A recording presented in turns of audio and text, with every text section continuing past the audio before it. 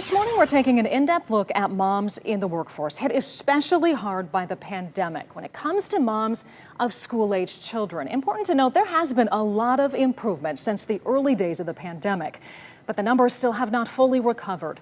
There were about 580,000 fewer moms of school-aged children in the workforce in January of this year compared to January of 2020. Disruptions to schooling and childcare were big hits. For many working moms, the experience has changed them. And as I found out, a lot of working moms are now demanding more from their professional careers that for years have demanded so much of them personally.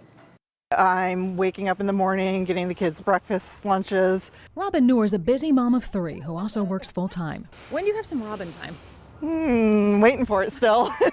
Like so many working moms, time is a natural resource more precious than gold. And Robin has found a way to mine more of it: remote work. I want to have a career and I want to be able to make sure my children's needs are met, and the only thing I can see is to find a remote position. During the pandemic, Robin left a job she loved at a university. She says juggling at-home schooling for her and her husband's 3 kids at 3 different schools while also getting herself to and from work became too much. I mean, it broke my heart that I had to quit, but I had to do what was best for my family. She's not alone. Studies show right now women are increasingly more burned out than men. 1 in 3 women considering downshifting their careers last year, compared to 1 in 4 the year prior. At all the moms that I know, our mental health is just really deteriorated. Balancing paid and unpaid labor has never felt heavier. Flexibility is an imperative at this point. Chandra Sanders is with the Mom Project, a digital talent marketplace connecting working mothers to employers who understand their needs. She says demand has grown exponentially. We're at a place where we can no longer separate the human experience from the work experience. We have to integrate them both. The Mom Project also provides a free upskilling program called RISE, offering different certifications in 6 weeks to 6 months. This program is for every mother out there who wants to change her life. Robin is finishing up her Google Data Analytics certificate through the RISE program. She says every day she's getting remote job opportunities sent her way. $30 an hour, 40 hours a week. Are you interested in interviewing for this?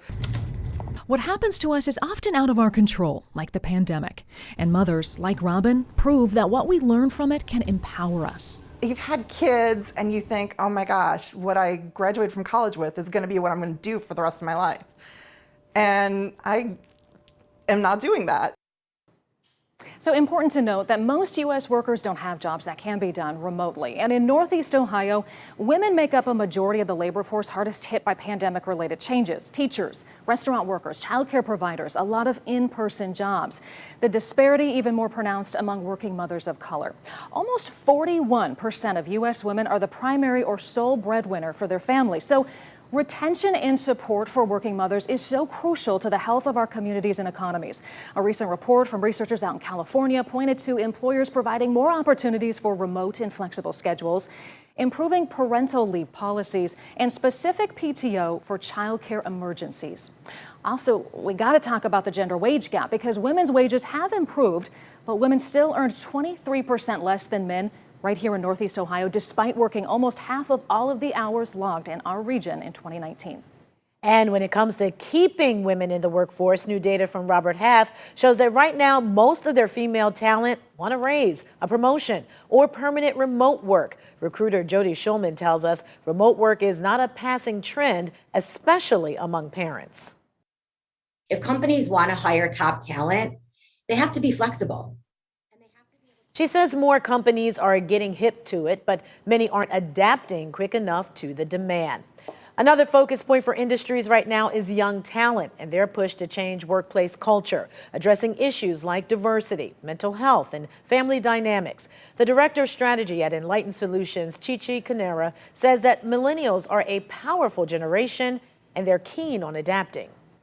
We have constantly had to pivot, right? We graduate from high school, it is the Iraq War. We graduate from college, or we're 4 years into the workforce, we're in a deep recession. We're 4 years outside of that, we're completely in another recession. 4 years outside of that, it's COVID. We have consistently had to pivot, mainly because our economy hasn't necessarily been working for us.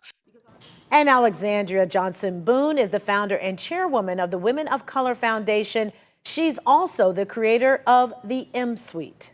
I was determined that as a woman with some level of power and influence, that I was going to bring to bear my resources so that these young women had a seat at the table.